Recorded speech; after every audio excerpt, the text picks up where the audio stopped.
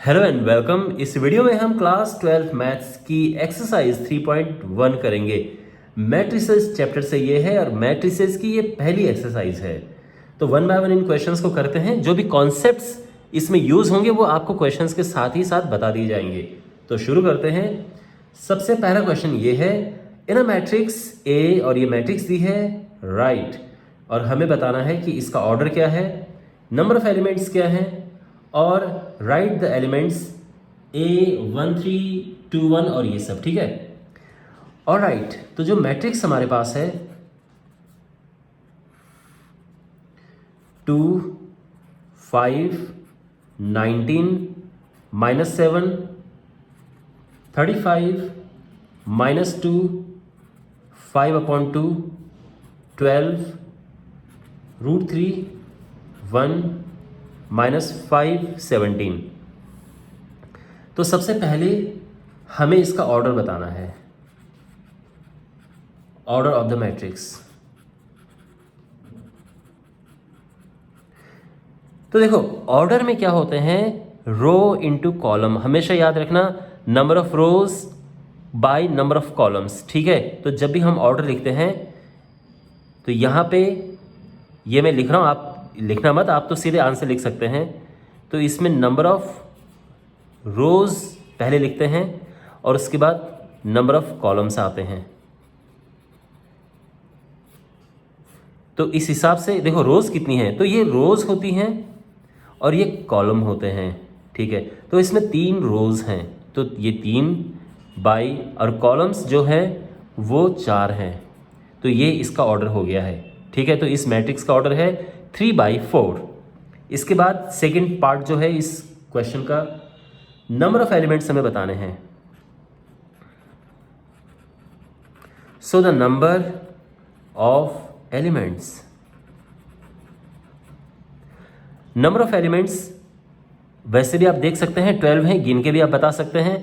और जो हमारे पास ऑर्डर होता है, ऑर्डर को भी कैलकुलेट करके नंबर ऑफ एलिमेंट्स आ जाते हैं। तो ऑर्डर हमारे पास ये है, मल्टीप्लाई करेंगे आप 4 3 12, तो ये हमारा नंबर ऑफ एलिमेंट्स आ गया। वैसे भी गिन लो 1 2 3 4 5 6 7 8 9 10 11 12। ठीक है ना, और दूसरा मैंने क्या बताया था, जो ऑर्डर है उसको मल्टीप्लाई कर दो, आंसर आ जाएगा। अब देखो तीसरा पार्ट, जो कि सबसे यूजफुल चीज़ें आपको समझाएगा। तो यहाँ पर हमें बताना है कि A1 3 क्या है, और बाकी भी हैं, तो वन बाय वन इनको लिखते हैं। तो A1 3 क्या है, कभी भी आप कोई भी एलिमेंट लिखें तो किसी भी एलिमेंट को हम जब रिप्रेजेंट करते हैं तो Aij से रिप्रेजेंट करते हैं, और I रो बताता है और J कॉलम बताता है। ये हमेशा याद रखना, पहला रो दूसरा कॉलम। जैसे ऑर्डर में पहले रो था फिर कॉलम आया, यहाँ पे भी ये रो है और ये कॉलम है। ठीक है ना, तो इसका मतलब ये हुआ कि जैसे ये मैट्रिक्स यहाँ पे है, ठीक है ना, यहाँ पे मैं कुछ रफ काम कर रहा हूँ। तो मान लो कि यहाँ पे 1 2 3 4 5 6 7 8 9 10 11 12 ये हैं। ये कौन सा होगा, तो ये जो एलिमेंट है इसको मैं लिखूंगा A11, क्योंकि ये फर्स्ट रो फर्स्ट कॉलम में है। ये जो एलिमेंट होगा ये 1 2 है, क्योंकि पहली रो और दूसरे कॉलम में है। ये इसको मैं लिखूंगा 1 3, क्योंकि ये पहली रो और तीसरे कॉलम में है। और ये होगा 1 4, पहली रो चौथे कॉलम में। तो समझ रहे हैं ना आप, पहले रो फिर कॉलम रिप्रेजेंट होता है।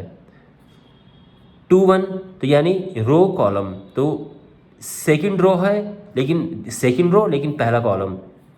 2 2 second row second column. 2 3 second row third column, और इसी तरह से बाकी आ जाएंगे। ठीक है, यानी अगर आपको ये भरना है तो ये आएगा, ये तीसरी रो है और दूसरा कॉलम है। समझ गए आप, तो वैसे ही यहाँ पर लिखते हैं इन्हें 1 3, यानी पहली रो और तीसरा कॉलम, तो 19 है। दूसरा है यहाँ पे A21, मीन्स दूसरी रो, देखो सेकंड रो फर्स्ट कॉलम, दूसरी रो और पहला कॉलम है 35। फिर है A33, तीसरी रो और तीसरा कॉलम यानी ये, और फिर है A24, देखो second row fourth column, second row fourth column 12, और उसके बाद है A23, second row third column, second row and third column है 5/2 और ये आंसर आ गया है। ऑलराइट, अब बढ़ते हैं क्वेश्चन नंबर 2 की ओर। If a matrix has 24 elements, what are the possible orders it can have? What if it has 13 elements? तो हमारे पास जो क्वेश्चन है उसमें एलिमेंट्स जो हैं, नंबर ऑफ एलिमेंट्स ये है 24। तो क्वेश्चन ये है कि कितने मैट्रिसेस पॉसिबल हैं, कितने डिफरेंट मैट्रिसेस बन सकती हैं, ठीक है ना। डिफरेंट ऑर्डर क्या क्या हो सकते हैं, ऑर्डर पूछा है कि डिफरेंट ऑर्डर कितने हो सकते हैं मैट्रिसेस के। तो देखो, पहली बात तो ये है कि जो हम एलिमेंट निकालते हैं ये ऑर्डर को ही आपस में मल्टीप्लाई करके निकालते हैं। मीन्स अगर हमें नंबर ऑफ एलिमेंट्स निकालना होता है तो बेसिकली इसमें नंबर ऑफ रोज और नंबर ऑफ कॉलम को आपस में मल्टीप्लाई करते हैं, जो कि मैंने आपको पिछले क्वेश्चन में समझाया था, और वो आपस में मल्टीप्लाई होके आते हैं नंबर ऑफ एलिमेंट्स। तो बेसिकली यहाँ पे नंबर ऑफ रोज और नंबर ऑफ कॉलम्स जो हैं वो 24 हैं। तो अब 24 के फैक्टर करेंगे हम, तो देयरफॉर पॉसिबल ऑर्डर्स क्या होंगे? तो वो देखो, पॉसिबल ऑर्डर है जो 24 है वो होता है 1 × 24, आप समझ सकते हैं, यानी एक रो होगी और 24 एलिमेंट होंगे। दूसरा है 2 × 12, यानी 2 रो होंगी और 12 कॉलम होंगे। फिर है 3 × 8, यानी 3 रोज होंगे और 8 कॉलम्स होंगे। फिर 4 × 6, देखो बार बार 24 बन रहा है, ठीक है, 6 × 24, 8 × 24 ऐसे। इसके बाद है 6 × 4, यानी यहाँ पे देखो क्या था, 4 रोज थी और 6 कॉलम थे। यहाँ पे 6 रोज हैं ऐसे में और 4 कॉलम्स हैं, यानी यही पलट जाएंगे, ठीक है ना। 8 × 3, 12 × 2 एंड 24/1, ठीक है। इसको इंटू की जगह पे बाई कहना ज़्यादा बेटर होता है। तो 1/24, 2/12, 3/8, 4/6, 6/4, 8/3, 12/2, 24/1। तो कितने हो गए टोटल? 8 पॉसिबल ऑर्डर्स, ठीक है ना।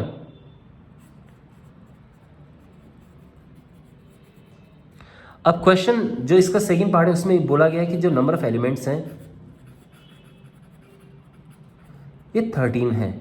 तो पॉसिबल ऑर्डर्स क्या होंगे? अब आप भी समझ गए होंगे कैसे करना है इन्हें, कि इसको फैक्टराइज करना है, ठीक है ना। जैसे हमने यहाँ फैक्टराइज किया था ऐसे यहाँ पे। तो इसके 2 ही तरीके हैं, या तो 1 × 13 होगा और या 13 × 1 होगा। तो सिंपली आंसर आ जाएगा 2 ऑर्डर्स।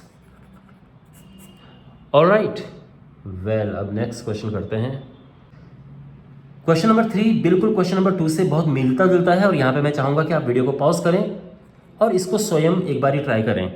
तो यहाँ पर लिखा है कि एक मैट्रिक्स में 18 एलिमेंट्स हैं, तो नंबर ऑफ एलिमेंट्स क्या हो गए?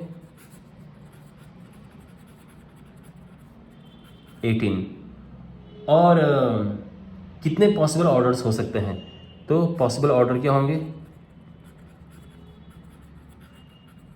तो आप भी जानते हैं कि इसको फैक्टराइज करना होता है, ठीक है, क्योंकि जो नंबर ऑफ एलिमेंट्स होते हैं ये number of row into number of column होता है।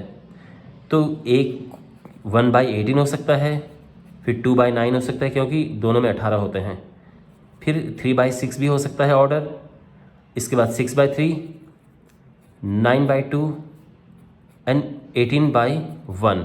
ये टोटल हमारे पास 6 पॉसिबल ऑर्डर्स हैं।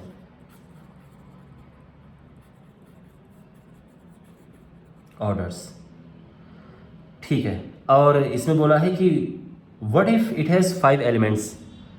तो अगर नंबर ऑफ एलिमेंट्स होंगे 5, तो इस बार क्या होंगे पॉसिबल ऑर्डर्स? आप समझ ही गए होंगे,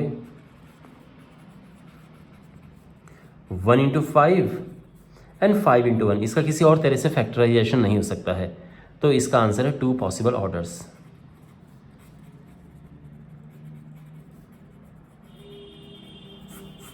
alright, well now we have next question. Question number 4 है कंस्ट्रक्ट अ 2/2 मैट्रिक्स और जो मैट्रिक्स है उसमें जो एलिमेंट है वो इस हिसाब से है, और टोटल 3 पार्ट्स इसके हैं। तो 1 बाय 1 इन पार्ट्स को करते हैं। और पहला पार्ट है जिसमें ए आई जे बराबर है आई प्लस जे स्क्वायर अपॉन 2 का। तो देखो माय डियर, सबसे पहले आपको इन क्वेश्चंस में क्या करना चाहिए कि जो मैट्रिक्स है वो बना देनी चाहिए। यानी जो मैट्रिक्स है वो हमारी क्या होगी, देखो 2 बाई 2 बोला है, यानी ऐसे में 2 एलिमेंट हैं, 2 रोज हैं और 2 ही कॉलम हैं। तो ये 2 बाई 2 की मैट्रिक्स हो गई है ना। हमें ये मैट्रिक्स कंस्ट्रक्ट करनी है। आप जानते हैं कि जो ये होता है इसको 1 1 कहते हैं, ये 1 2 होता है, ये 2 1 होता है और ये 2 2 होता है, ठीक है ना। First row first column, first row second column, second row first column, second row second column. बस हमें ये निकालना है और बाद में फिट कर देना है। तो यहाँ पे 1 बाय 1 इन्हें निकालते हैं। तो सबसे पहले बात करेंगे A11 की। तो इसका मतलब ये है कि हमें I1 रखना है और J भी 1 रखना है, ठीक है ना, ये ध्यान रखना।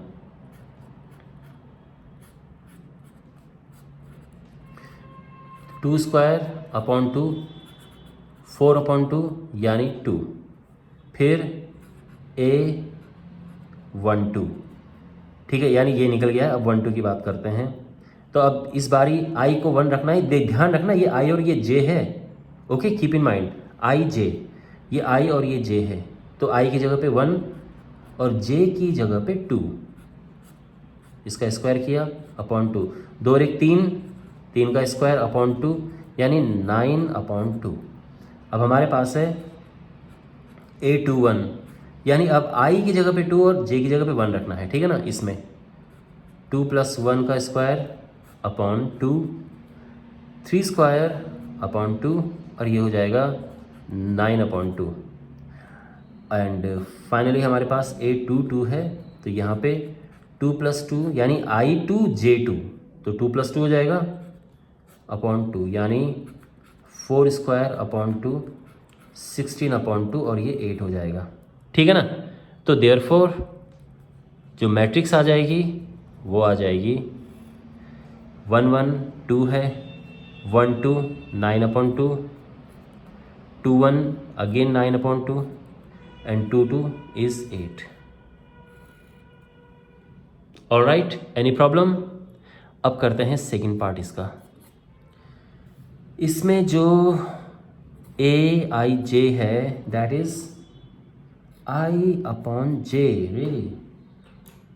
तो ये I अपॉन J है। अगेन सेम प्रोसेस है, सेम मैट्रिक्स हमें बनानी है। और इस बारी क्या होगा, देखो A11 क्या होगा, तो देखो I की जगह पे 1 और J की जगह पे 1 यानी 1। A12 क्या होगा, I की जगह पे 1, J की जगह पे 2। A21 क्या होगा, I की जगह पे 2, J की जगह पे 1, 2 अपॉन 1 यानी ये 2 हो जाएगा। एंड I22 A22 तो I2 है और J भी 2 है, ठीक है ना। यहाँ पुट कर दिए और ये काट के 1 आ जाएगा। तो जो हमारी जो मैट्रिक्स है वो आ जाएगी, देखो A11 की जगह पे हम 1 रखेंगे, फिर A12 की जगह पे 1 अपॉन 2, फिर 21 की जगह पे 2 एंड 22 की जगह पे ये जो है 1, ठीक है ना। तो ये जो है हमने ऐसा लिख दिया है। Is it clear. और जो इसका तीसरा पार्ट है वो देखिए।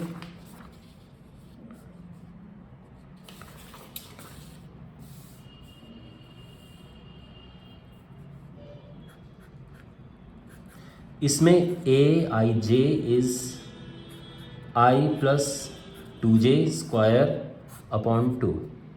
तो यहाँ पे अगेन हमें सेम मैट्रिक्स बनानी है 2 बाई 2 की। तो यानी यहाँ पे जैसा मैंने अभी बताया था 2 एलिमेंट ऐसे में 2 रोज होंगे और 2 कॉलम होंगे, यानी 1 1। ये बनाना बहुत ज़रूरी है, ठीक है ना, क्योंकि आपको समझ आना चाहिए कि आपको क्या क्या निकालना है।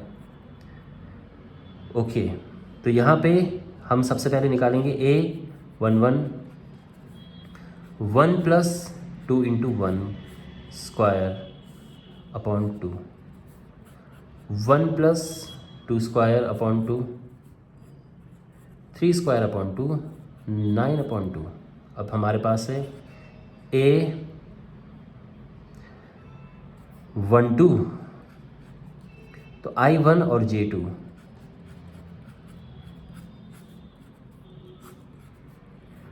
1 + 4 square upon 2, 5 square upon 2, 25 upon 2।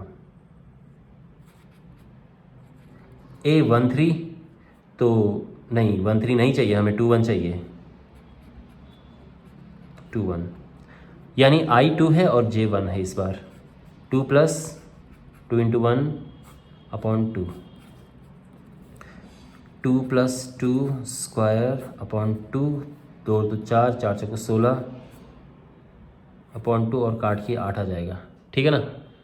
और जो लास्ट हमारे पास है A22, तो यहाँ पे I2 और J भी हमने 2 रखना है। 2 + 2 × 2 का square upon 2, 2 + 4 square upon 2, 6 square upon 2, 36 upon 2 और ये 18 आ गया है। तो इसी लिए जो A है वो आ जाएगा, देखो पहले 1 1 आएगा जो कि 9 अपॉन 2 है, यहाँ पे 1 2 आएगा यानी 25 अपॉन 2, फिर 2 1 आएगा यानी 8 और फिर 2 2 आएगा यानी 18, और ये हमारा आंसर आ गया है। ऑलराइट, अब बढ़ते हैं अगले प्रश्न की ओर। अब हमारे पास क्वेश्चन नंबर 5 है और इसमें भी हमें मैट्रिक्स कंस्ट्रक्ट करनी है, ओके, 3/4 की। तो पहला पार्ट हमारा है Aij = 1/2 mod 3i + j। तो सबसे पहले हम एक डमी मैट्रिक्स बना देंगे ताकि हमें पता चले कि कौन कौन से एलिमेंट्स हमें निकालने हैं। तो जो हमारी मैट्रिक्स है वो बनेगी 3/4 में, ठीक है ना। तो 3/4 में बनेगी, यानी 3 उसमें रोज़ होंगे, इसका जो ऑर्डर है वो 3/4 है, यानी 3 रोज़ और 4 कॉलम होंगे, ठीक है। ये रो और ये कॉलम होता है, 3 रो और 4 कॉलम होंगे। तो ये है 1 1 1 2 1 3 1 4, पहला रो को रिप्रेजेंट करता है, दूसरा कॉलम को। 2 1 2 2 2 3 2 4 3 1 3 2 3 3 3 4, और ये बनाना ज़रूरी है इसलिए जिससे कि आप अननेसेसरी चीज़ें ना निकालो। आई मीन टू से, पता चला कि आप A41 निकालने पे लगे हुए, हमें उसकी आवश्यकता ही नहीं है। इसलिए अगर हम ये बना देते तो हमें पता चल जाता है कि हमें क्या क्या निकालना है। तो अब 1 बाय 1 इन एलिमेंट्स को निकालते हैं। तो देखो सबसे पहले हमारे पास है A11 है, यानी हम इसमें I भी 1 रखेंगे और J भी 1 रखेंगे, ठीक है। ये पहला वाला I होता है, दूसरा वाला J होता है।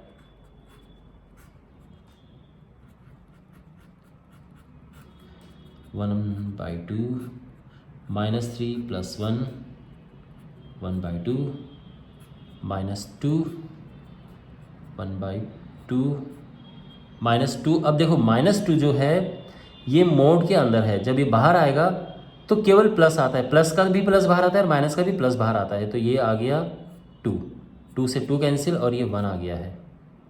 आप समझ गए ये पूरा प्रोसेस। A12 1/2 अगेन, अब हम I1 पुट करेंगे, J2 पुट करेंगे।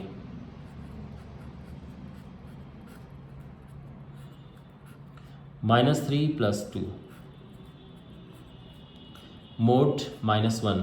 अब ये बाहर आएगा तो प्लस में 1 आ जाएगा और ये 1/2 आएगा। A13 निकालना है। अब I1 J3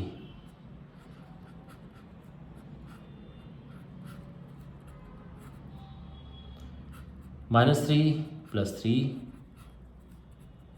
ये 0 होता है और ये 0 आ जाएगा। A14 1/2। अब I1 J4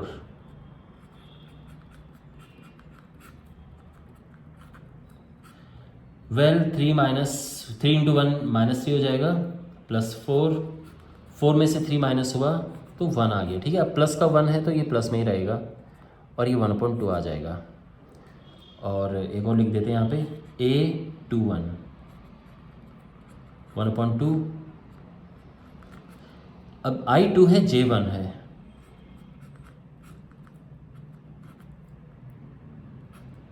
-6 +1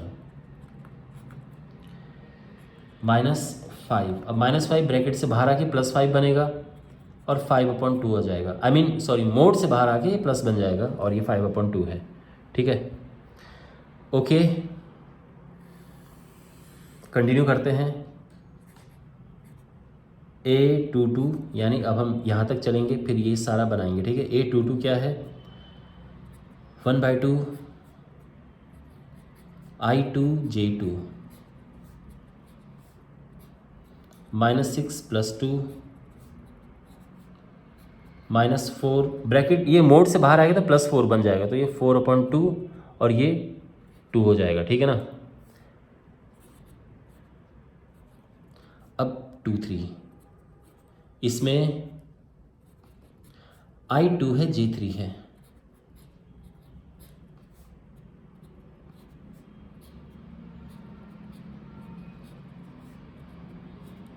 सॉरी माइनस नहीं है, -3, ये प्लस होके बाहर आएगा और ये 3/2 हो गया है। फिर A24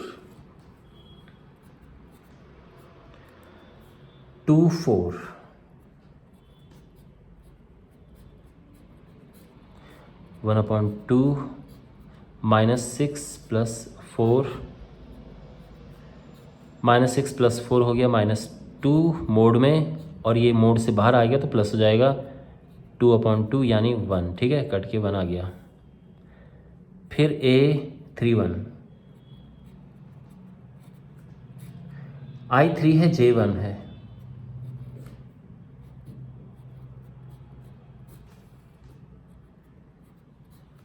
-9 + 1 -8, तो ये 8/2 यानी 4 आ जाएगा। फिर A32 यानी ये एलिमेंट हमें निकालना है, तो -3 × 3 + 2। ठीक है ना, ये 3 है और ये 2 है, -9 + 2 और ये हो जाएगा -7 यानी 7/2। A33 है 1/2 -3 × 3 + 3 -9 + 3 -6, अब मोड से बाहर आके +6 हो जाएगा और ये 3 आ जाएगा। ठीक है, and finally we have A34 1/2 3 and 4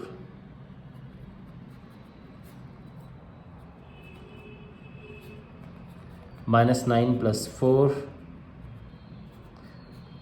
ये -5 है और ब्रैकेट से बाहर आके +5 बन जाएगा। ओके, ऑल राइट, और अब हम इसका फुल एंड फाइनल आंसर लिखेंगे जो हमारी मैट्रिक्स बन रही है। तो सबसे पहले हमारे पास ये 1 1, ये ठीक है ना, यानी ये 1 है, 1/2 0 1/2। ठीक है, फिर है 5/2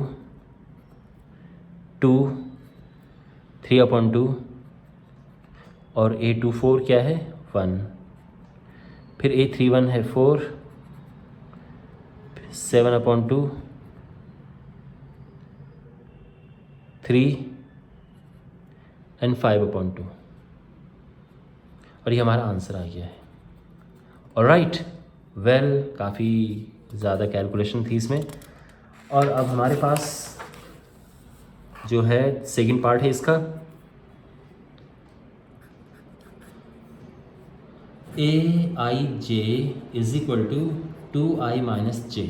अगेन हमें मैट्रिक्स बनानी है 3/3 की, 3/4 की, जैसे पिछले हमने किया था। ओके, तो जो मैट्रिक्स है वो A11 A12 13 14 21 22 23 24 31 32 33 34।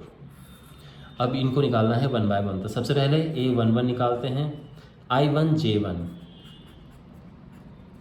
2 - 1 यानी 2, 1 2, I1 J2 0, 1 3, I1 J3 -1, 1 4, I1 J4 -2. Okay, now we have A2 1. तो 2 1,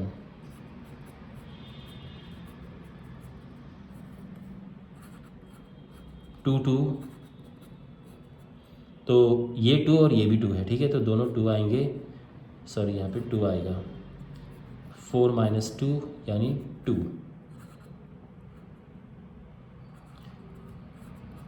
ये 2 और ये 3, तो 2 × 2 -3 यानी 4 - 3 यानी 1, और A2 4 यानी ये 2 और ये 4, 4 - 4 = 0, ठीक है ना। और अब हमारे पास है A3 1, ये 3 और ये 1, 6 - 1 यानी 5,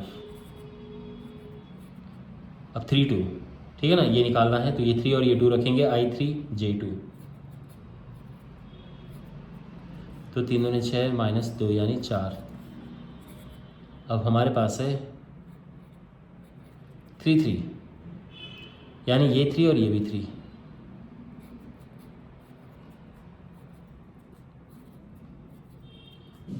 ये 3 है, ठीक है, और A3 4 यानी ये 3 और ये 4, ये 2 आ गया है।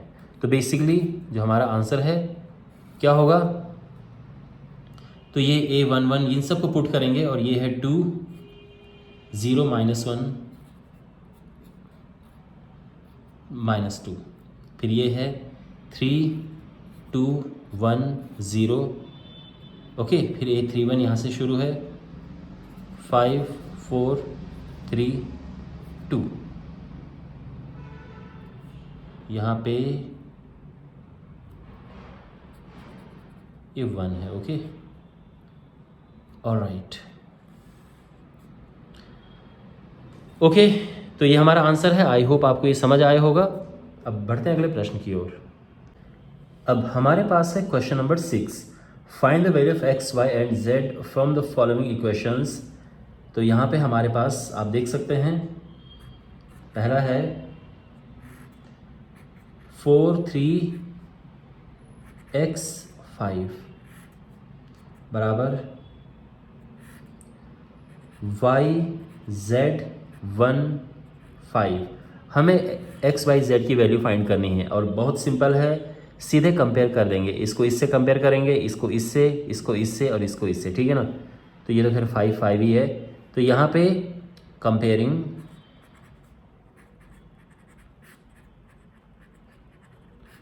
ऑन कंपेयरिंग, तो यहाँ पर 4 = y हो गया, यानी y तो हमें मिल गया है। फिर 3 = z, तो हमें z भी मिल गया है, एंड x = 1, ठीक है ना, ये तो सीधे मिल गया हमें। तो हमें x y और z मिल गए हैं एकदम सीधे। सेकंड पार्ट इसका देखो, यहाँ पे x + y 2 5 + z, और ये एक्स वाई है, और राइट हैंड साइड में है 6 2 5 8। तो कंपेयर करेंगे हम, तो यहाँ पर x + y हो जाएगा 6, ठीक है ना, इनको प्लस करके 6 आ गया है। अच्छा, ये 2 2 है, इससे कोई फ़ायदा नहीं होगा।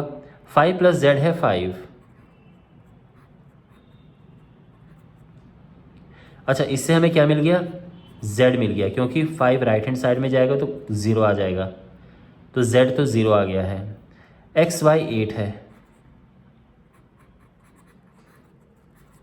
तो यहाँ पर हमारे पास एक इक्वेशन ये है और एक इक्वेशन ये है, हमें इन्हें सॉल्व करना है। तो कैसे करेंगे, देखो y की जगह में यहाँ से पुट कर देंगे, आप समझ रहे हैं, यहाँ y हो जाएगा 6 minus x, 6x minus x square minus 8 is equal to 0, x square minus 6x plus 8 is equal to 0, और इसको फैक्टराइज करेंगे x माइनस 4, x माइनस 2, और x आ गया 4, 2। ठीक है ना। तो इसका मतलब ये है कि अगर x हुआ 4 तो y क्या आ जाएगा, देखो यहाँ से देखो 6 माइनस एक्स यानी 6 माइनस 4 यानी 2, और अगर x 2 है तो y आ जाएगा 6 माइनस एक्स यानी 6 माइनस 2 यानी 4। तो जो सॉल्यूशंस हैं वो या तो होंगे x is equal to 4, y is equal to 2 and z is equal to 0, और या फिर होंगे x is equal to 2, y is equal to 4 and z is equal to 0। तो ये दोनों हमारे आंसर हैं। ऑलराइट, और अब हमारे पास है इसका तीसरा part.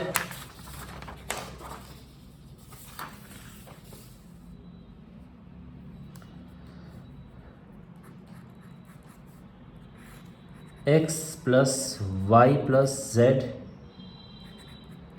X plus Z,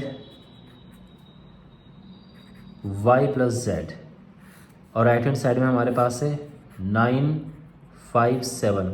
again compare करेंगे हम, तो x plus y plus Z हो गया 9, equation number 1, x plus Z हो गया 5, equation number 2, and y plus Z हो गया है 7, इक्वेशन नंबर 3। अब हमें क्या करना है, देखो x प्लस जेड को यहाँ पुट करेंगे तो y आ जाएगा, ठीक है ना। तो फ्रॉम इक्वेशन 1 एंड 2, तो इसको इसमें पुट करेंगे, और या एक काम करो ये नीचे लिख दो x प्लस जेड, ठीक है ना। इसको नीचे लिख दिया मैंने, और माइनस कर दो, इन्हें कट गए, और y आ गया है 4।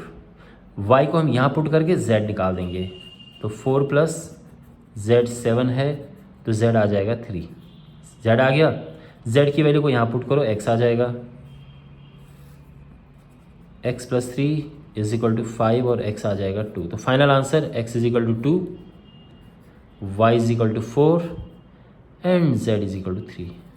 आई होप आपको समझ आ गया होगा, कोई प्रॉब्लम नहीं है। यहाँ पे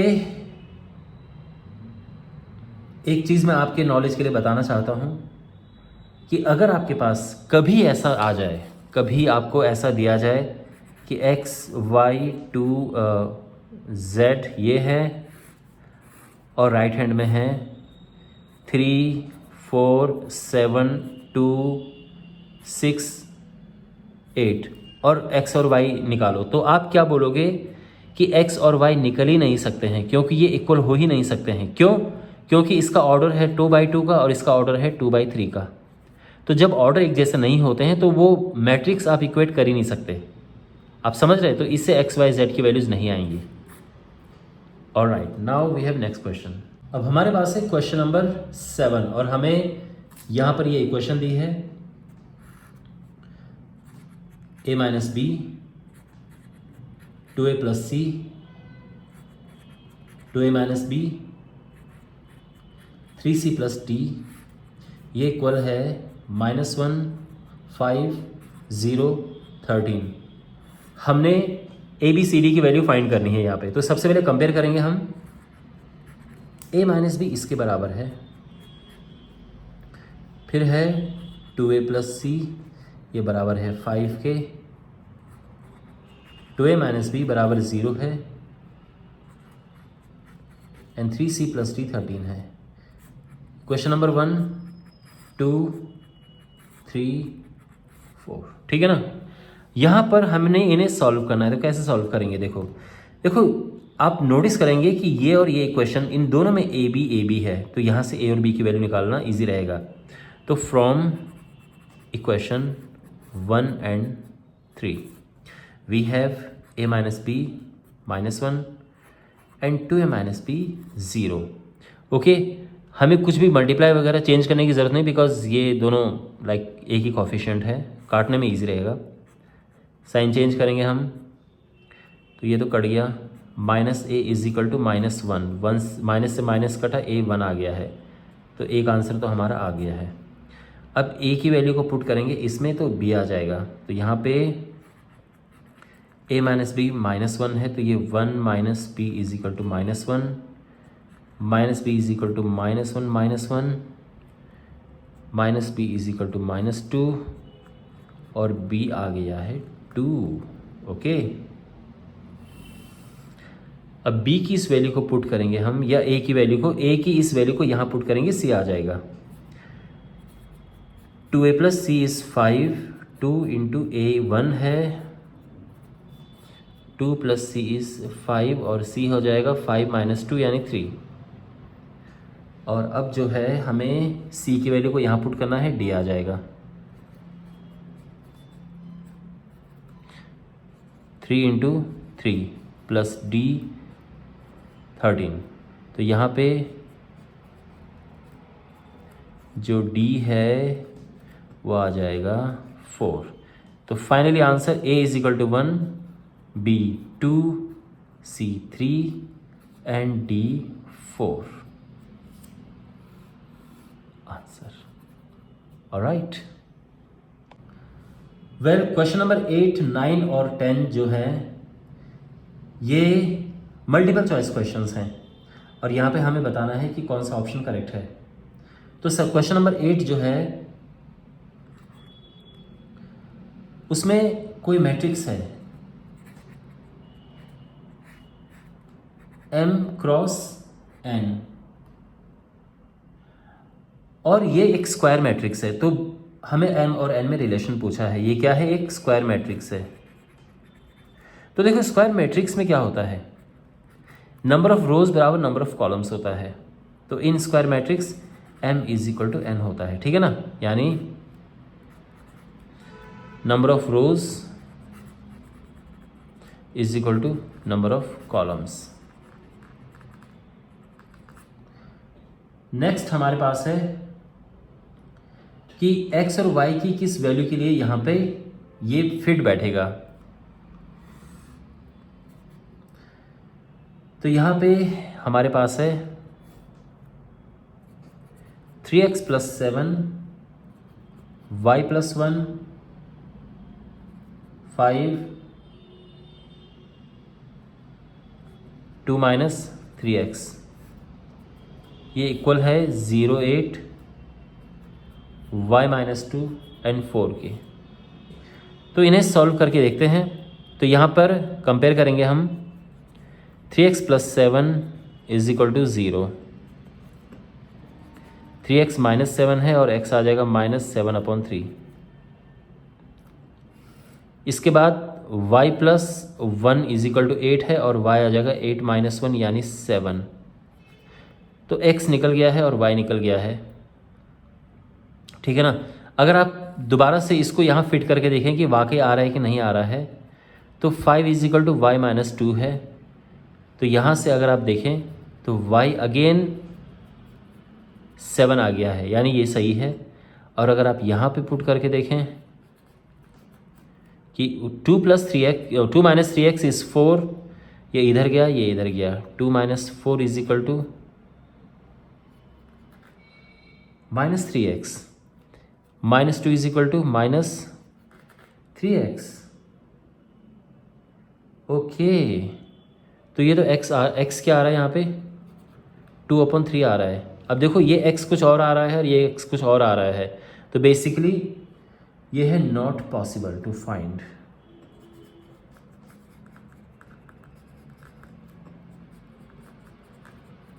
ऑलराइट, और अब हमारे पास ये लास्ट क्वेश्चन है,